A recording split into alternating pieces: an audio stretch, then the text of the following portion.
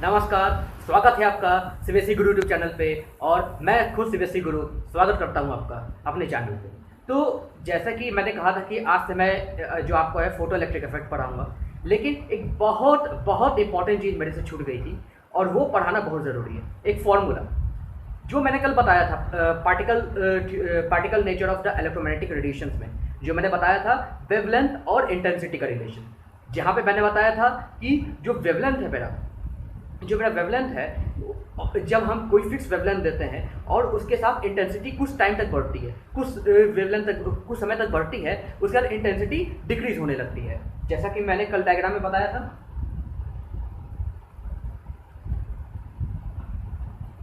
इस तरह कुछ था, ठीक है। पहले इंक्रीज करती है फिर डिक्रीज करने लगती है, ठीक है।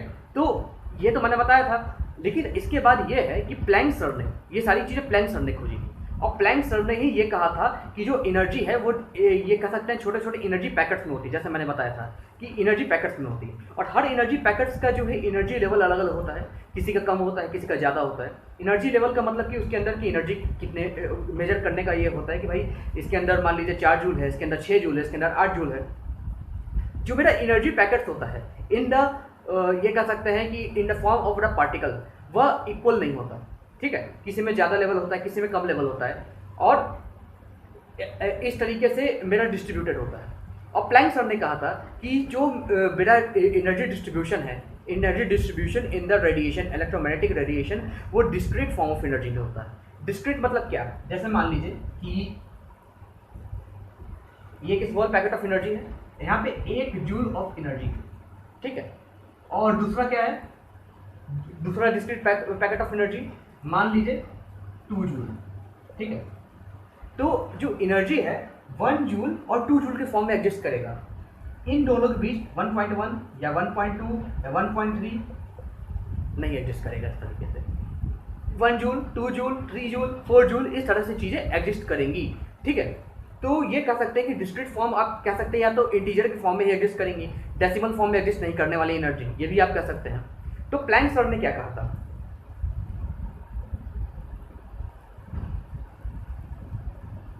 प्लैंक सर,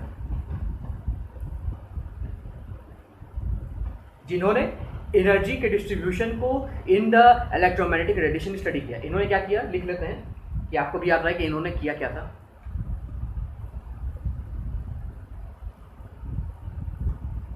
स्टडी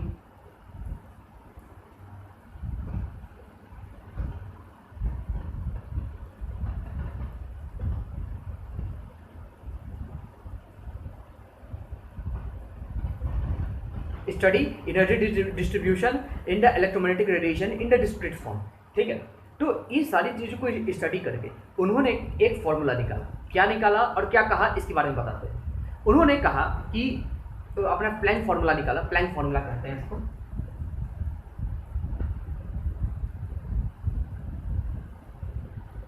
ठीक है। इसको हम क्या कहते हैं? Planck formula. और ये प्लैंक फॉर्मूला क्या है? ये प्लैंक फॉर्मूला है मेरा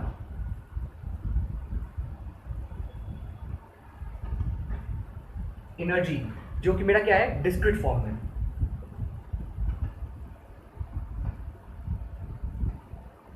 डिस्क्रीट फॉर्म में एनर्जी है। It is directly proportional to frequency of the electromagnetic radiation.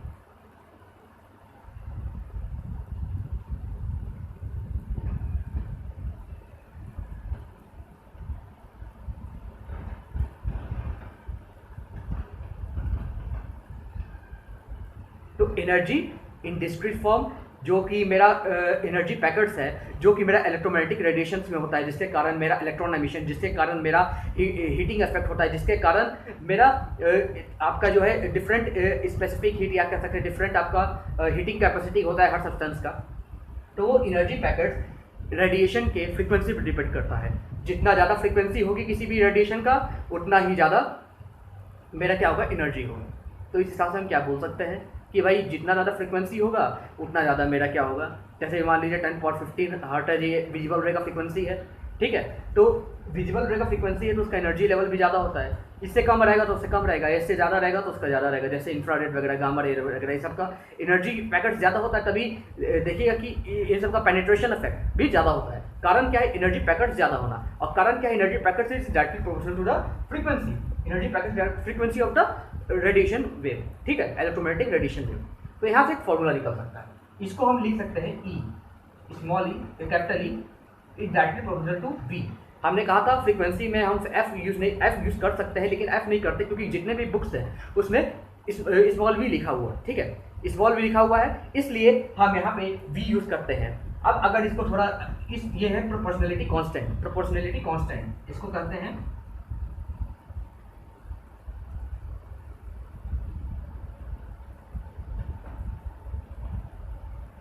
इसको कहते हैं प्रोपोर्शनलिटी कांस्टेंट, ठीक है। E is directly proportional to V. अब इस प्रोपोर्शनलिटी कांस्टेंट को हटाएंगे तो एक कांस्टेंट आएगा, ठीक है, इसको हटाइए, इसको यहाँ पे हटा दें, ठीक है, दिखाई दे रहा है। ई इक्वल के बी, ठीक है, ये कांस्टेंट है, इसको हम मानते हैं कांस्टेंट, ठीक। ये कांस्टेंट टर्म है, जैसे मैंने क्या किया, जैसे मैंने यहाँ पे प्रोपोर्शनलिटी कांस्टेंट हटाया, यहाँ पे क्या आया? कांस्टेंट किया गया, ठीक है। इस कांस्टेंट के को किताबों में, इस कांस्टेंट के को किताबों में एच से डिनोट किया हुआ है। किससे डिनोट किया हुआ है? एच से। और इसको क्या क्या गया है, क्या कहा गया है? ये एच जो है प्लैंक कांस्टेंट, ये एच क्या है?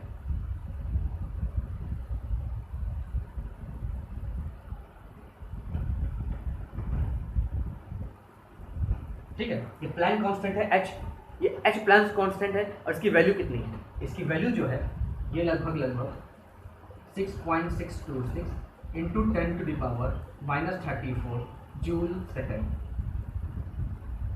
ठीक है, ये इसकी वैल्यू है, ये याद रखिए, 6.626 इंटू 10⁻⁻34 जूल सेकेंड, ये प्लैंक कांस्टेंट की वैल्यू है।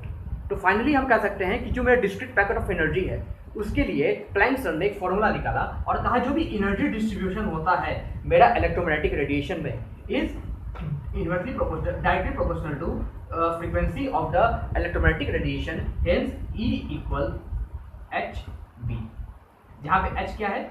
मेरा प्लैंक कांस्टेंट, और इसकी वैल्यू कितनी है?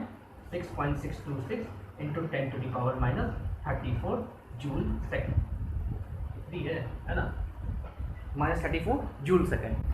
इतना बताना था क्योंकि इतना लास्ट क्लास में शायद मेरे से छूट गया था, इतना बताना था। तो उम्मीद है आपको ये समझ में आया होगा।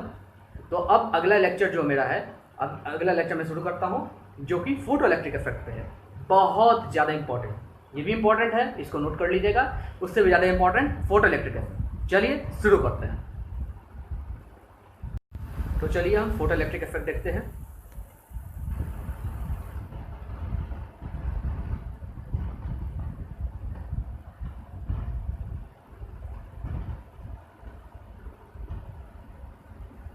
ठीक है, फोटो इलेक्ट्रिक इफेक्ट सही है। तो मेरा जो फोटो इलेक्ट्रिक इफेक्ट है, फोटो इलेक्ट्रिक इफेक्ट समझने से पहले सबसे पहले जानते फोटो इलेक्ट्रिक होता क्या है?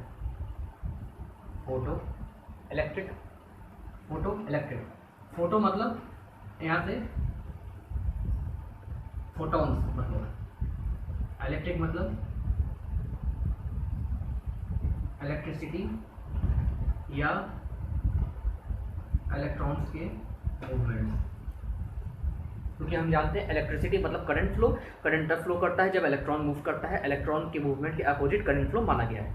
इसका भी कहानी है कि इलेक्ट्रॉन के मूवमेंट के अपोजिट क्यों करंट फ्लो माना गया, इलेक्ट्रॉन्स के डायरेक्शन में करंट फ्लो क्यों नहीं माना गया। बात यह है जब बैटरी का डिस्कवरी हुआ था उस समय करंट मालूम चला था, ठीक है, तो उस समय बोल दिया गया कि भाई ठीक है करंट फ्लो करता है फ्रॉम द ऐसा बोल दिया गया कि भाई करंट फ्लो करता है फ्रॉम पॉजिटिव टू नेगेटिव। चलिए इसका कहानी बता देता तब मजा आएगा। सबसे पहले क्या हुआ, बैटरी डिस्कवर हुआ। इलेक्ट्रॉन की डिस्कवरी से पहले भी, इलेक्ट्रॉन की डिस्कवरी से पहले ही बैटरी की डिस्कवरी, ठीक है, बैटरी जो है लिख लीजिए,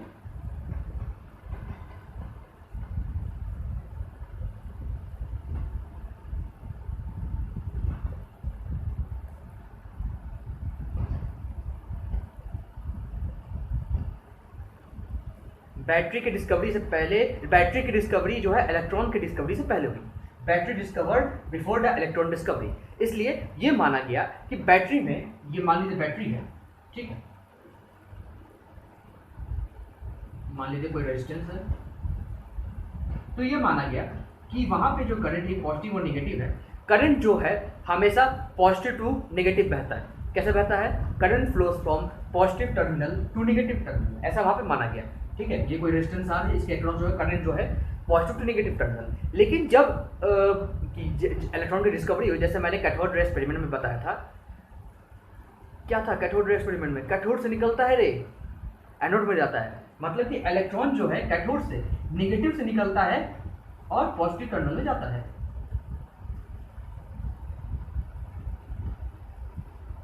अब उस समय तो करंट के बेसिस पे बैटरी की माना गया कि पॉजिटिव से नेगेटिव टर्मिनल तक जाते हैं, तो बहुत सारी थ्योरी बन गई, बहुत सारे फॉर्मूलाज बन गए और बहुत सारे इसमें कर करके जो है बहुत सारे इंस्ट्रूमेंट वगैरह बन गए थे। तो ये कहा गया चलिए ठीक है, इलेक्ट्रॉन का मूवमेंट अब हमें मालूम चला कि भाई कैथोड से एनोड की ओर जाता है, यानी नेगेटिव से पॉजिटिव टर्मिनल जाता है इलेक्ट्रॉन का मूवमेंट। लेकिन करंट मेरा कहाँ से कहाँ तक जाता है? करंट का मूवमेंट मेरा पॉजिटिव से नेगेटिव टर्मिनल हम माने हुए हैं, तो हम ऐसा मान के चलते हैं electron move opposite to that of the flow of current. जबकि होना चाहिए था कि जिस डायरेक्शन में इलेक्ट्रॉन फ्लो हो उसी डायरेक्शन में करंट के फ्लो को मानना चाहिए था। लेकिन जब सब कुछ बन चुका था उसके बाद जब इलेक्ट्रॉन की डिस्कवरी हुई तभी मान लिया कि चलिए ठीक है, हम मान लेते हैं कि करंट के अपोजिट में इलेक्ट्रॉन फ्लो होता है। इसलिए कहते हैं इलेक्ट्रॉन के फ्लो होने के अपोजिट में करंट बहता है, hence electricity is due to the movement of the electron. ठीक है, ये कट एंड क्लियर होना चाहिए, बहुत अच्छी बात है, मुझे लगता है कि बहुत कम लोग जानते होंगे, आपको भी जानना चाहिए। ठीक है, तो मैं कहा था फोटॉन्स और ये इलेक्ट्रिसिटी। फोटोन और इलेक्ट्रिसिटी से मतलब है कि वेन एवर फोटो इलेक्ट्रिक में क्या होता है, when ever a ray of photon and energy या कह सकते हैं radiation is fall on the any kind of metal. Any kind of metal नहीं कह सकते, ये कह सकते हैं वह मेटल जिनके आउटर मोस्ट शेल में, खैर अभी ये समझाएंगे तो दिमाग समझ में आएगा नहीं, क्योंकि अभी मैंने एसपीडीएफ पढ़ाया नहीं है, लेकिन फिर भी इतना जान लीजिए। चलिए ठीक है, इतना हम बताते हैं कि जब भी किसी भी मेटल पे वेन एवर रे और light radiation is fall on the metal, electron beam start emitting out, electron beam start emitting out, electron comes out from the metal. इतना जानिए, अभी और डिटेल बताएंगे जब एसपीडीएफ पढ़ा लेंगे, तब आपको आउटर मोस्ट सेल के बारे में मालूम होगा। ये मालूम होगा कि कौन सा इलेक्ट्रॉन इलेक्ट्रोनेगेटिव है, कौन सा इलेक्ट्रॉन इलेक्ट्रोपॉजिटिव है, कौन सा एटम इलेक्ट्रोनेगेटिव है, कौन सा एटम इलेक्ट्रोपॉजिटिव है, और कौन इलेक्ट्रॉन दे सकता है, कौन इलेक्ट्रॉन नहीं दे सकते। सारी चीज़ें एसपीडीएफ में पढ़ूंगा तो अच्छा लगेगा आपको। तो अभी इतना जानिए कि लिख लीजिए क्या है फोटो इलेक्ट्रिक, इसका डेफिनेशन देखिए। डेफिनेशन क्या है?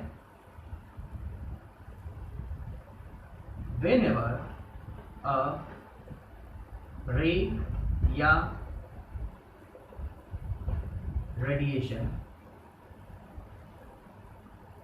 falls on any metal, falls on any metal,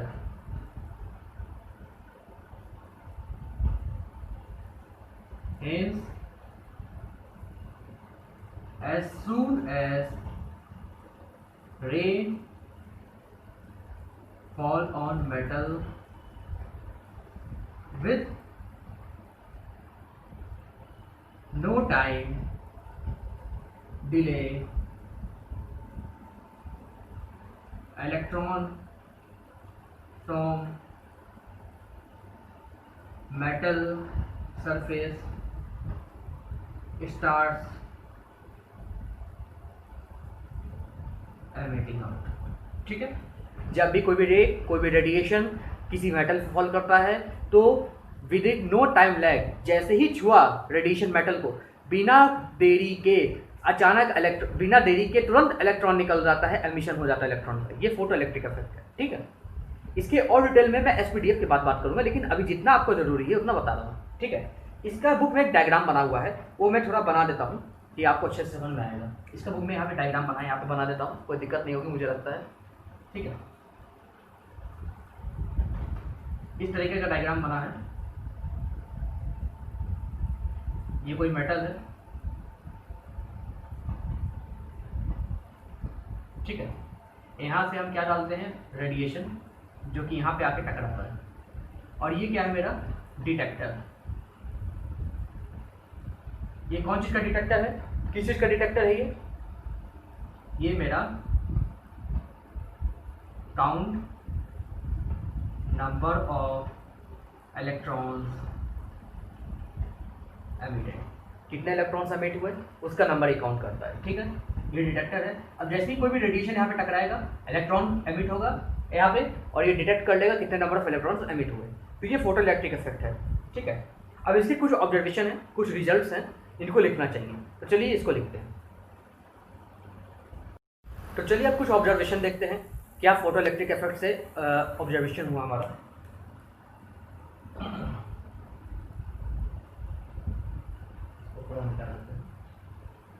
पानी पानी लगा। तो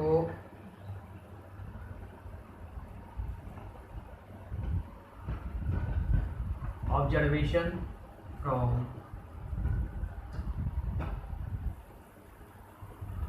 photo electric effect,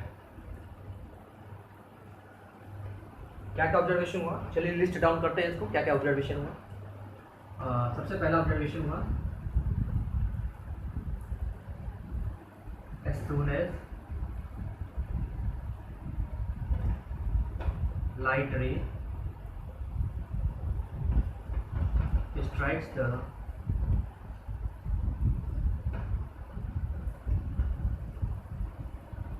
metal surface,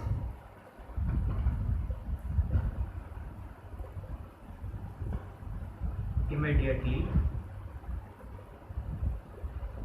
electrons started emitting or coming out of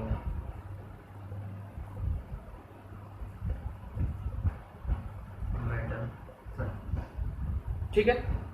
दूसरा ऑब्जर्वेशन, पहला ऑब्जर्वेशन बता देते हैं। जैसे ही मैंने बता चुका है, जैसे ही कोई भी रे मेटल सरफेस से टकराएगी, इलेक्ट्रॉन का एमिशन इमीडिएटली शुरू हो जाएगा, मेटल सरफेस से बाहर आ जाएगा। दूसरा ऑब्जर्वेशन,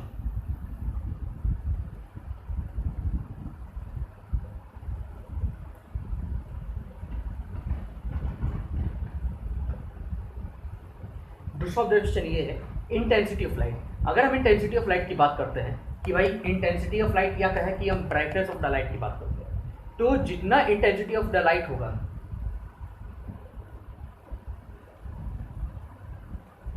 जितना मेरा इंटेंसिटी ऑफ द लाइट होगा,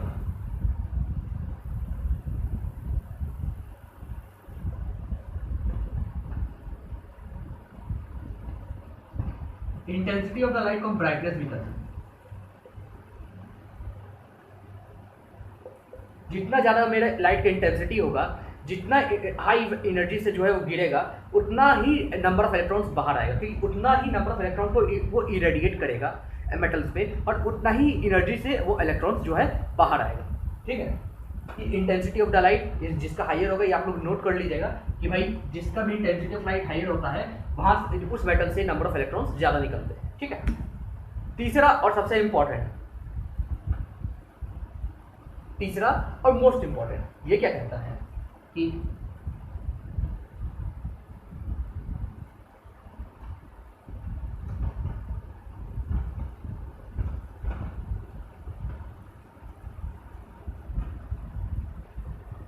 मेरे रेडिएशन की फ्रीक्वेंसी जितनी ज़्यादा होगी मेरी किसी भी रेडिएशन की, अगर वो मेटल सरफेस पे जाता है, अगर जिसकी एनर्जी ज़्यादा, फ्रीक्वेंसी ज़्यादा है, तो जो इलेक्ट्रॉन्स बाहर आएगा उसकी काइनेटिक एनर्जी भी ज़्यादा होगी।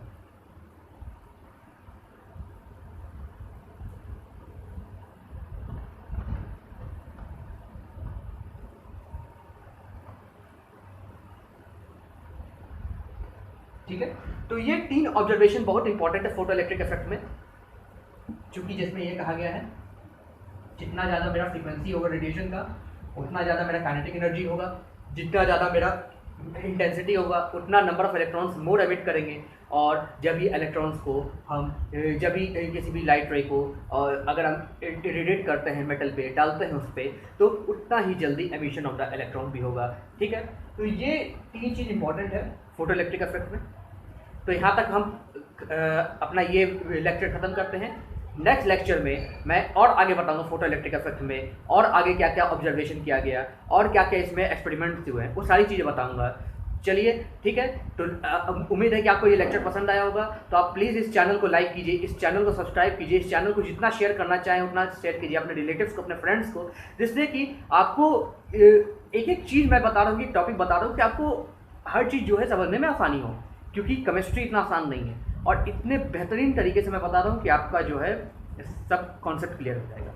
चलिए ठीक है, तब तक के लिए नमस्कार।